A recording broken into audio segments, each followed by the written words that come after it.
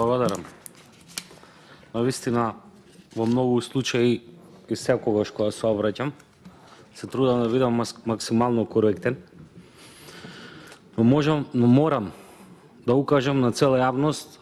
и да ви кажам на вас дека на сите им е јасно дека ова е политичка пресметка со сите неистомисленици во пресред на претседателски избори. Уплашени од моменталниот рейтинг на терен,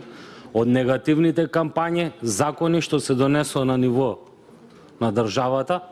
понижувањето на нашиот народ, ова е начинот на дисциплинирање на луѓето. Доколку има криминал, да, треба да има постапка, таа треба да биде транспарентна, јавна и јасна, а не да ги терате луѓето под присила да прават работи кои што се спротивно на нивните убедувања. Не видовме никаква реакција од властите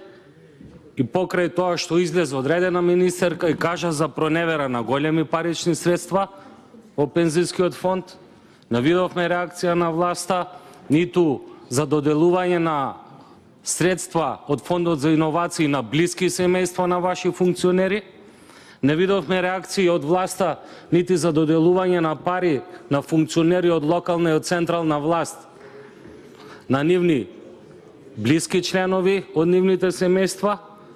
а тука гледаме огромни реакции за едно било кое кривично дело или судска постапка која што се води против некој што е член на опозицијата. Сакам да ви кажам дека со притворот се прави една класична злоупотреба на судството и со ова сакате да им кажете на сите кои што се ваши неистомисленици како ќе поминат доколку јавно ви се спротивстават. Доколку сметате дека сте во право и дека така треба, еве јавно ве повикувам да поднесете предлог законско решение, јас ќе го поддржам, ни еден пратеник да нема имунитет, ни еден функционер да нема имунитет, ни еден пратеник да нема обезбедување, пошто сме ние народни пратеници, избрани од народот, и да видиме колку тоа ние